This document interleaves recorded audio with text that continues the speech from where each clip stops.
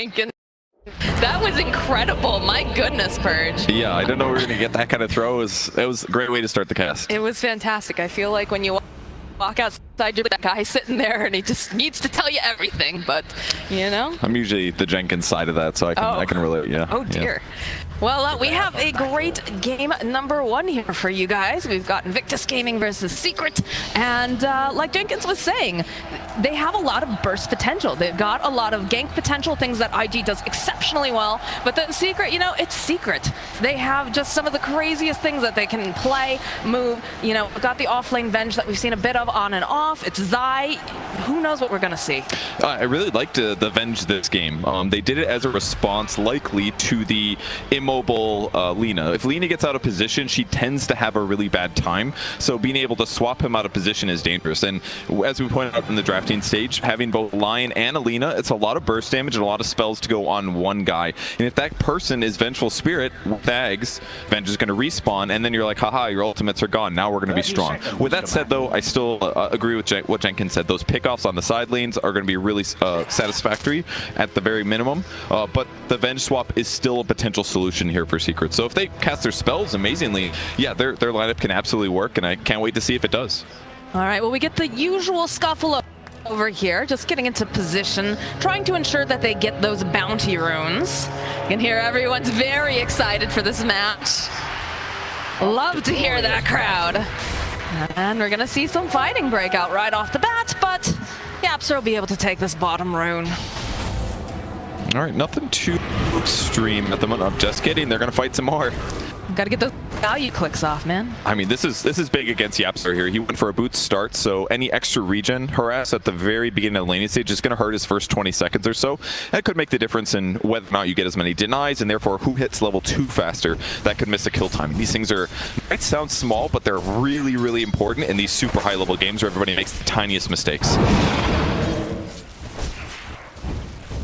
See, now we've got that triple view. Mid lane going about what we expected here. Nisha being able to harass very well with these side blades.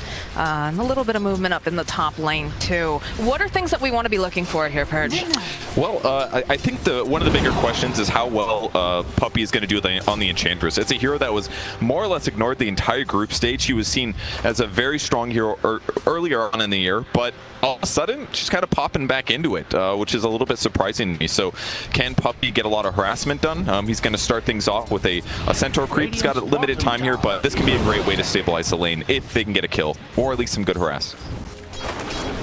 Checking in over on the mid lane right now. It's looking a little not so great here for Nishi. Look at the last hit, the 9-8. Oh, this is so big. Top lane, there it is. There's the first blood as Puppey gets the kill on Kaka. It was really cool how he did that, actually. He brought the Centaur, and keep in mind, you only have 30 seconds from when you transform and take over this neutral, so he kept the Centaur more south than his hero, and then when he showed, oh, hi, I'm here, they boundless strike from farther away. That sets up the Centaur stun, then they get the body block. It was excellently executed there by Team Secret. And Puppey is the king of positioning, and definitely not a stranger to playing this particular hero. Bottom lane, though, I like how they've went and they blocked off the side camp. I think that's very important whenever you're playing against an older Titan. Yeah, don't give them the stacks or damage here. And once again, Puppey grabs another Centaur. We'll see if he can get another swing top. Be a little surprised, but fight bottom 2. Just harassing a little bit back and forth. Nothing too hard committal here. Yeah, so just have to be careful, though. He's taking a decent amount of harass. Puppey just controlling this lane. He gets another D ward here. This one's going to be blocking his large camp, so it's going to take Kaka a lot more resources to prevent Puppey from lane controlling, pulling all good stuff. Mutumba Man last hitting is going fine, but in the mid lane, oof. Emo is doing really good. 16-8 versus 8-1 on Nisha's TA. It's going to be hard to catch up if he doesn't get some stacks going. It was definitely a situation when we saw the harass coming out early, but Emo just, you know, really focused up, hitting all those creeps, making sure he's getting the last hits. And clearly that has paid off. I'll be interested to see, too, if the way IG is a really interesting team, the way that they like to move about the map. A lot of the times when they're creating stacks, they usually, instead of, you know, some teams that go off into different lanes to try to create pressure elsewhere, they usually play around that area. So do you think we're going to see something very similar to that, or are they going to try to be more aggressive, try to take away stacks from the TA?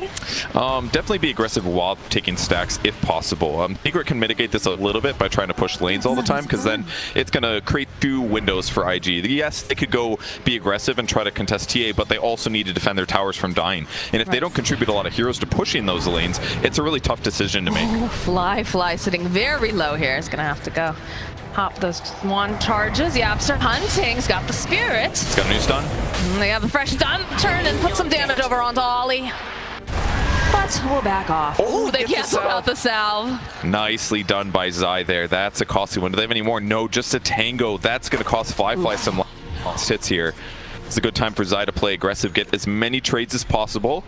With that said, Yaptor shifts over to try to help with the water runes. That's going to guarantee it for Nisha, so they will be helping him out a little bit, help him catch up. And in fact, he's basically caught up now. 20 last hits versus the 23 on the Lina, so not bad for Nisha. Definitely two very skilled players over in this mid lane. Bottom lane, bottom harass coming out over onto Kaka. They'll throw out the Hex. They've got the net though from the Troll. Turn around. Nice Earth Spike, Kaka. So they were trying to get the blocks off, but not going to be able to succeed. But still, they're making good pressure up there. Puppey is not super highly leveled, which is going to make Matumba Man get his levels more faster. JT pushing him back. Good Earth Spike again, but they'll put some more harass over onto JT. He got the stun. He's going to heal off of this creep wave most likely. There it is. Very nice. And he went for 3 points in Jingu Mastery, so he wants as much lifesteal as possible. And that's probably because he knows that Puppey's not always going to be in the lane, so making sure that he can lane sustain without a support coming over is going to be really helpful. Pretty even matchup now here in the mid lane. 29 and 14 over on Lina, 28 and 5 over on Nisha TA. Have some beautiful stacks though, and Puppey, he's creeping in. He has an idea that these are being made. This is the best thing to do. Oh, stacks, cool. I can pick the best neutral creep that I want. And that takes a lot of the gold out of the pile. Fly getting a Zai kill though. Indeed. Is. And honestly, the moves, it's very normal for Venge 3 to die at least like once or twice in lane stage. It's not easy. That's Puppey though. That's a Laguna Blade. LSA doesn't quite connect. Puppey hiding over on the tree line, putting out some of the impetus. But we have that high five coming out over here. Nisha gets the kill on Emo. A very big juke by Puppey. That forces Emo to commit and gets him that easy return kill. So excellent trade once again for Secret, but the game is still even. Indeed it is. Wouldn't be surprised to see some more movement going around those stacks over in the top area. At the very least, they're going to keep blocking these camps, move Enchantress over to limit the large camp, or they can start getting aggressive on the map. And while Puppey's accomplished a lot, he is still level 2, which can have its downsides. It's a little bit harder to make as much happen for you to be survivable if you have that trouble. Matumba Man getting a great trade off top once again, gets a Jingu stack, harasses JT, but... Zai, the bottom lane, they're going for the dive. It's going to be Ollie who collects on this kill. Thinking about diving mid, though. All the support stay there.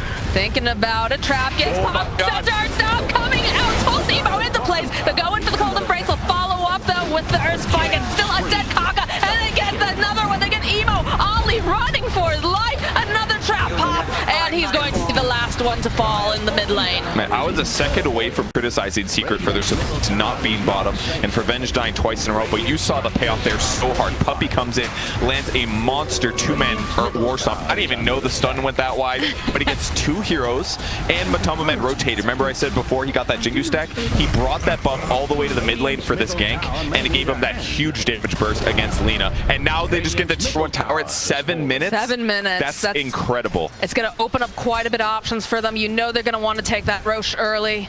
That's Secret Dota, baby. That's how they play. This is the dangerous thing about these successful early game heroes, is that it just creates this weird tempo and puts IG in a bad place. It does restrict Nisha's farm normally, but this guy's great at jungling and clearing stacks, so he doesn't really care that much if he sort of loses his mid lane for a while, because now he's just going to farm really aggressively on the other side of the map, and we'll see how long it takes for Secret to take this safe lane tier tower for IG. Give me a prediction, Purge. How long do you think this is going to take? Because they're making those moves right here, right now. They've got the vision. They're poking way out Fly. Ooh, Ollie's gonna try to slow it down, but... Ollie, this is not good for you, my friend. Matu just whacking away. Yaps are following. They do have the play, but they have the tree jump. Hopping right back down again. They want this kill, and it's going to Matumba Man. Bottom lane, more pressure being placed on Fly. They want this tower, and they're pushing it hard. They're getting some damage done, but it's a little bit tough. Little skeletons are certainly going to help, but diving the Weaver is thing. Even like Vengeful Spirit has some issues because you can not land the stun if he goes invisible. You have to commit a dust, but sometimes he's going to time-lapse dodge things. It's a little hard for them to secure that kill on the Weaver, and as a result, not as easy for them to force this tower as much as they'd like it to.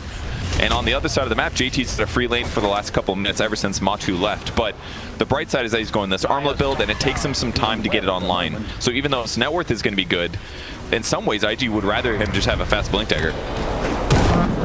Tumba Man lands over onto Kaka, the sleep coming through, couple more clicks, and down he'll go, Fly now, in a world of hurt, he's not going to be able to, manages to jump over.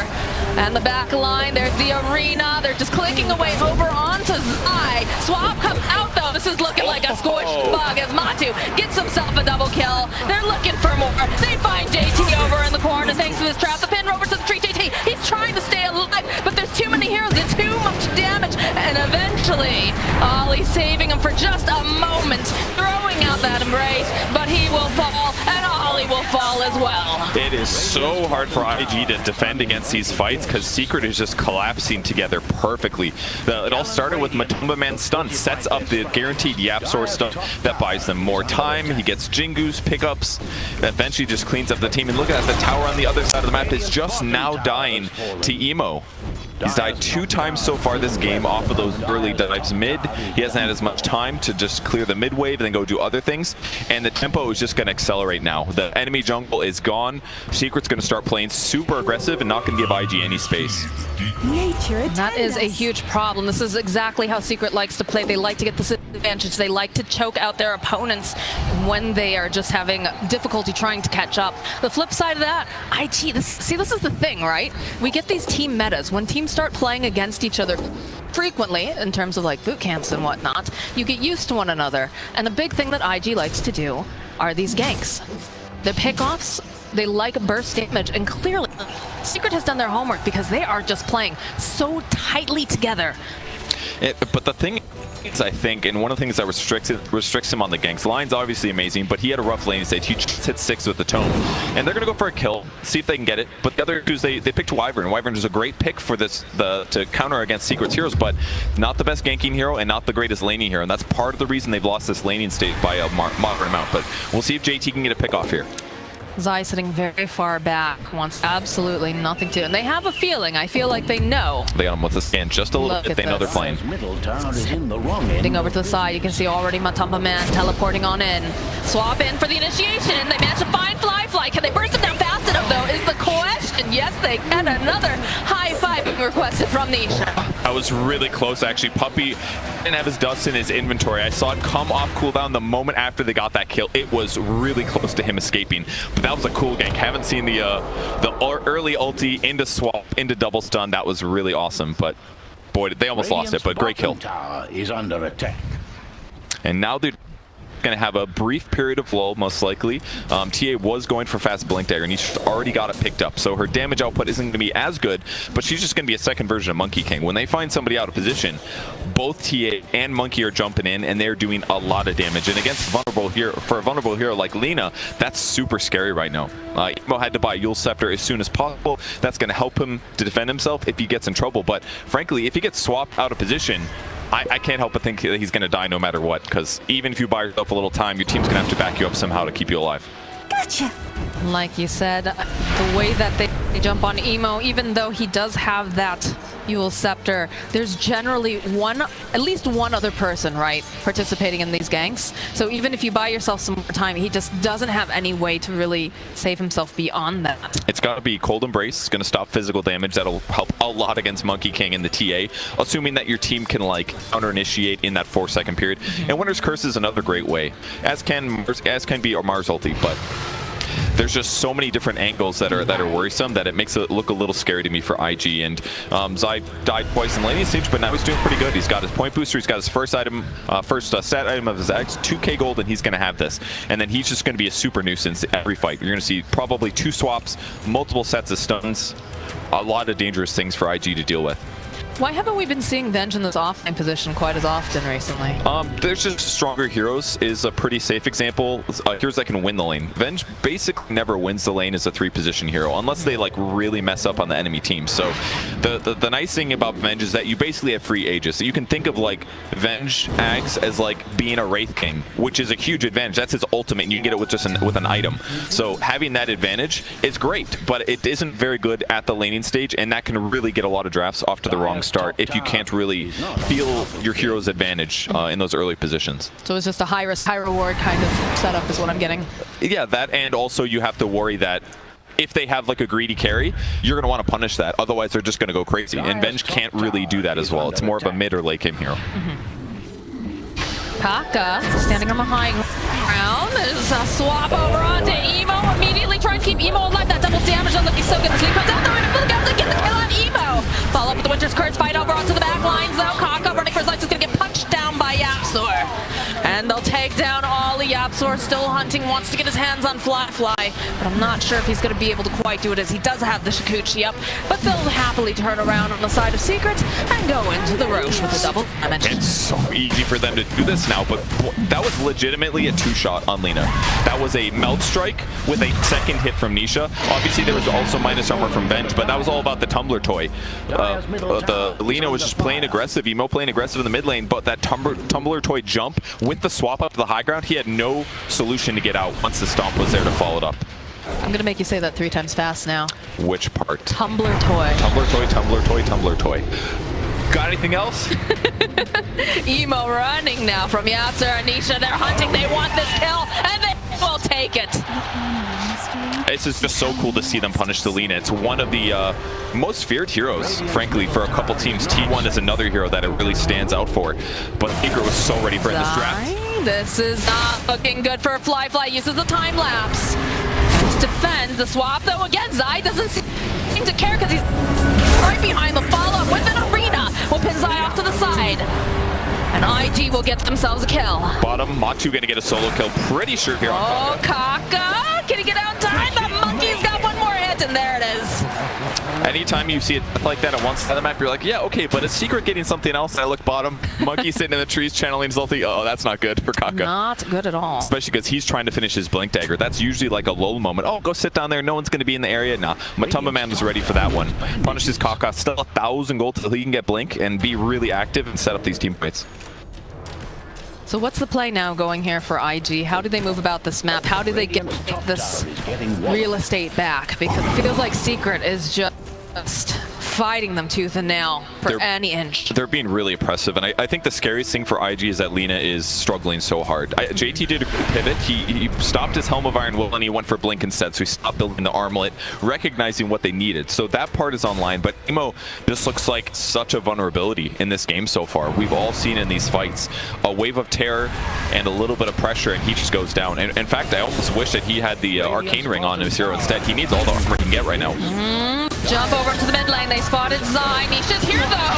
Look at the damage. 2 hits will take out Kaka. And there's the Laguna. They can't finish Zai. He's going to be able to just walk away. Emo running for his life. Nisha looking for the opening. LSA will connect. But now Fly joining into the fight. Have to be careful. They'll throw out the dust. Force the Weaver away.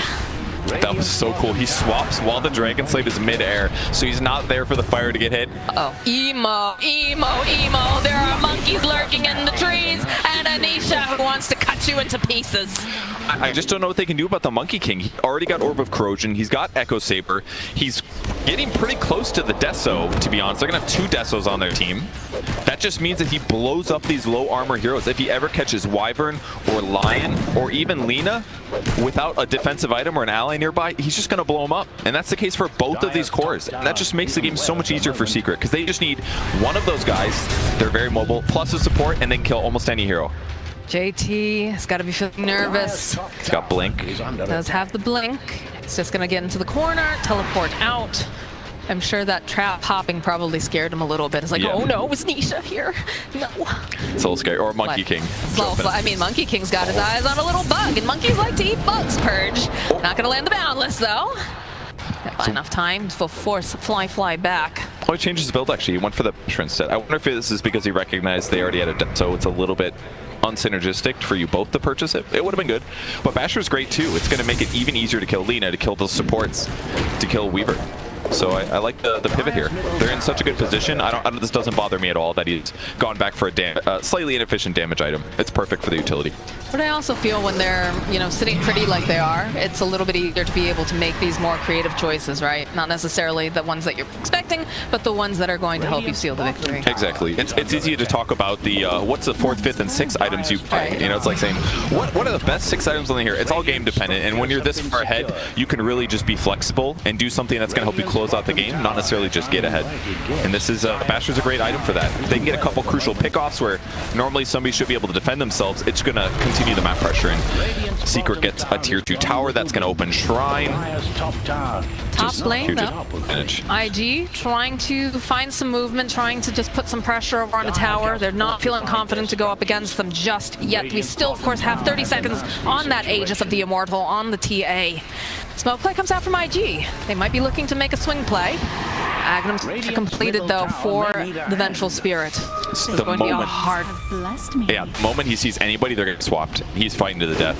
Absor getting into position. Oh, the 3-man balance!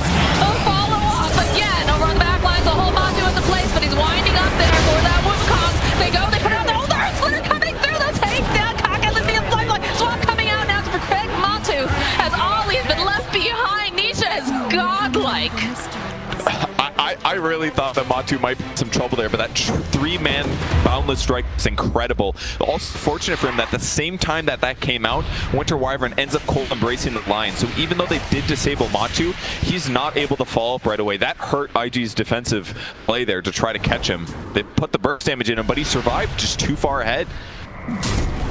It is getting so spooky for the side of IG. Very little vision up. They still have some towers, right? You've got the top tier 1 over there. Double damage now for Nisha. What is this? His 3rd double damage? It helps when you control the map, but whatever rune does come up, it is a lot of DDs by all means. There's like, what, 6 power runes it can cycle through? This one's going to be huge. 120 damage right now is his bonus if he gets it. He's got the Grove Bow as well, so its attack range is legitimately like a normal ranged hero. So it makes it even easier to get those pickoffs. And still no Blink Dagger for Kaka on the Lion. Definitely struggling, trying to find any opening, but it's one of those situations where his cores need this. They need the farm as well. How do you move about the map? Because every time they show up, it feels like Secret is just there. Yeah, that's the hard thing about being behind, is that you don't have as much safe places that your core can be like, yeah, you know what, you can just have that one place that's like slightly safe. Instead, it's like those places have to go directly to your core, so they can try to catch up as much as possible. Right. I really like Emo's item pickup. Goes for the Dragon Scale. It's absolutely the right item. He needs as much armor as he can get right now to keep him alive against these heroes, but here comes the possible swap bottom. Yeah, again, they have the dust. Couple hits immediately over onto Fly. He's gonna have to time lapse away. Ollie, he's gonna try to turn this around. Does have the Winter's Curse. Should be able to take down Puppey, but is going to pay for it with his life. And that's now a Winter's Curse that they don't have to worry about on the side of Secret. That's true, but any kill they can get right now with being this far behind in gold is going to give them a nice advantage. And that's 260 going to Winter Wyvern, and now he's got a Blink Dagger. Oh, Emo, do you know what's lurking in the darkness? Oh, that's really scary. Look at him, he's just like, something's wrong. I don't want to be here anymore. Yeah, when TA sits like that, she's prepping a double Meld Strikes. That's minus 16 armor on top of her Desolator. That's a lot. That's like one shot. Well, it's not gonna be one shot, but I guarantee Lina would die on 2 attacks from that. That's like if he gets within 600 units, which is quite a lot right now. Death if he doesn't use it in time. BKB picked up now for Fly. It's going to give him a little bit more survivability, but it is still very difficult, very dangerous, because he's got to make sure that he does not get stun locked before he's able to get off that BKB. And even then, it's not a game you want to buy BKB, in my opinion. Like, you can stop like Echo Stomp easier, but Vengeful Spirit Swap still goes, and yeah, you'll stop Monkey Stun, but like, if Monkey just gets on top of him, he doesn't care. He's just going to auto-attack, slow him with Orb, slow him with Skull Basher, stun him with Skull Basher. But it's just it's an item he has to get this game. There's too much at stake, and it's too scary. I'll say though, you know, both of the cores over on the side of IG have been making space, but finding the farm, finding the space. If you take a look at just what the net worth's looking, obviously we've got the TA who's just been balling out of control, 14K, but everyone else is fairly close right behind because they are finding these openings, but looking for the pickoff, the fight, the advantage on the side of IG as they are smoked up and they're making their way over towards the Roche Pit. Zai is, I don't think, the person they want, but they're gonna have to tank it. So they'll open up with a stun, they'll fall off the finger. Can they do enough damage? That's the question. Zai, all right, comes right back up against the Witcher's Curse, holding in place. Casa Stomp going in, the shuttle takedown. Coming through, JT, he cannot survive this. He's going to be the next one to fall. As they'll turn around, the other squad though coming out. It's all right, it's a Vengeful Spirit, it's the illusion. It's absolutely fine. As they'll go right back, try to put the pressure over onto the mid lane. Man, all of that, and they only killed one hero. They had to kill Venge twice. They almost killed Monkey, but that defensive swap was huge. And after that fight, I was thinking the same thing as Matoma. And, you know, maybe it's time for a BKB. That was a little too scary for him. If he has BKB, he can definitely continue fighting there. But in that moment, it looked as for Secret. But either way, that's the advantage that Secret wants. Put the Venge way in the front, let the enemy jump on him, and he just gets to make the team fight pretty decent for them. Whilst the rest of Secret rolls over and takes a 5v5. How do you position yourself in these fights, right? Because obviously... So obviously, like, Zai has just been running at them because he is the initiator. It's definitely at the point where, you know, they're not as afraid to take these fights because they do have the backup. Elder type, an incredible hero for this sort of thing. But for IG, it just feels like they can't quite figure out how to get around. How do you get around the defensive wall that is, of course, Zai here?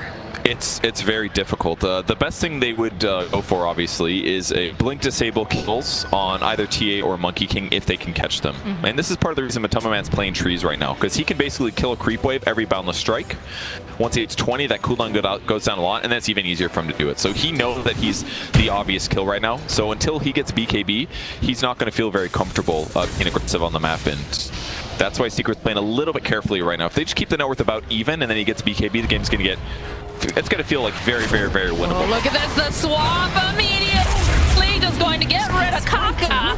He's going to buy a bit more time. Nice echo stomp, all into position. He wants to try to find the opening. He's not going to be able to do it. Fly with the BKB now. Buyback coming out from Lion. They'll turn their attention to get over onto the Witcher Wyvern because he's going to fall next. Ali will fall, swap out again though. This Axe on the bench doing so much work. Boundless comes in hot.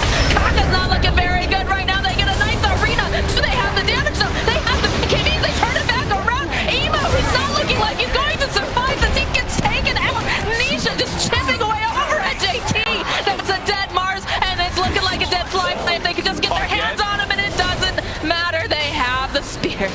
Zai got 2 kills in that fight with a wave of terror. That was pretty sick. First picks off Fly-Fi, but ultimately amazing fight. They got separated a little bit. It looked a little bit rough for Secret, but Zai just swaps out any danger. Matu gets a great ulti to set up and guarantee the Lina kill. And this is that advantage that Secret got. BKB's online. Zai's going to respawn here on his illusion, ready to go, despite everybody on IG being dead. Here's a clip once again. Swap instantly on Puck. So important. So he can't disable those important heroes. BKB gets used on Fly-Fi, but Zai can't really grab the guy he wants necessarily, but that's okay, because he's just buying time and getting vision for his team. Ollie lived a little bit longer than I expected there, but swapping in the TA, he gets speared back, but a lot of damage reduction. There's Lion coming back again, but he gets cleaned up. JT trying to focus on the base. Important note, they swap from Zai. Emo trying to just run away. LSA connects. They get a kill on Zai. He's back up again. He's got that Ags. Tumba Man, Echo Stomp landing the swap again into the boundless, into the burst damage. That's known as Nisha. But the follow-up with the Witcher's Curse. This is not looking good for them right now. They'll be able to take down Matu. Follow up with an arena IG. They're coming back and swinging. They're trying to get them out of their base, but they don't have the positioning. They don't have that damage. The Hex coming out again over on the side of this TA. They need to put out more. Can they do it? Fly with the BKB chasing him down. He has to turn back around. They punch. He's going perhaps a bit too far as he's going to get held into the trees with that spear. and Nisha and Poppy and Zai are just going to run the heck out. Dude, IG would not let Secret leave the base. The Rex was already gone, but they sensed a momentum shift there that they could pressure their opponents. With that said, some of that was Zai as well. He kept the fight going as well. Swapping offensively, ultimately maybe costing them a bit because Monkey King ended up dying there. But if we take a look at the net worth advantage, 14,000 gold advantage for Secret. And frankly, a lot of that was from buybacks. A ton of that came from the IG side. That was definitely IG very angry that they were cracking their base and simultaneously taking Roshan. It's tough for them to catch up, but they got to take those opportunities. And when the enemy team's in your base, that's one way. Little cheeky play there. No regen for you, but there's the Scotty on Templar Assassin. Oh my word. An excellent item against any range cores. That means Lina, that means Weaver. That's why I picked this up. Oh, they have the vision. We saw that swap coming from a mile away. Another one bites the dust. And that means they're going to keep pressuring. They don't want to give them any time to get stuff done. So they will go high ground. Zai does not have buyback. That means he can only die twice in this fight, except for 3 times. The big disadvantage there for Zai. Wow, Zai, really? Yeah. Really, dude? Look at this damage from low ground. They can't even get anywhere near it. I mean, they have a Wyvern, right? The Wyvern at least will be able to push out these waves, but Nisha just does not care. Can't cold embrace the buildings, and they're just going to fall. Good luck fighting this. They got 2 minutes on Agent. JC already is looking for initiation. We'll jump over onto the follow-up. Okay, they'll get the heal. Oh, the swap down coming up from Zai. Find enough time, but they do a lot of damage over onto this Monkey King. Are they actually going to take them on? Can they take them on too? JT throwing up the arena. Doesn't want to let Zai go. Zai's going to come back up against that life number 2 as they do manage to hook Poppy over into the arena. Yapzor's back though. Anisha clicking away. Fly. He's trying to get out. Oh, look at the damage! They take down all he needs. He's mad fighting everyone. They get the kill on Kaka. JT on the low ground. He can't get back into his home. And they're going to take down Fly too. That looked so good for IG. They end up partially initiating, forcing Secret to group up, and that's when they hit him with the winner's curse, guaranteeing the Mach 2 kill. But all of a sudden, Nisha sends blood in the water. He jumps up, gets the backline with the supports, and even briefcase down the Weaver on the low ground. And I think this is about the end of this game here. Almost everybody is dead, and Zai's going to be up in 50 seconds. I mean, they're only missing Monkey King at the moment. There is no buyback on any of these heroes. They are coming up though. The Wind Wyvern's going to be back up. So they just called it. They called it. They just don't want to deal anymore with what Secret's got going for them. It's way too hard for IG to play at this deficit because they'd have to engage with 2 supports in Lina. Lina hasn't felt strong all game. Ever since those early laning stage ganks, the supports, they had great abilities, but like, how are you going to engage on a TA that's attacking your tier 4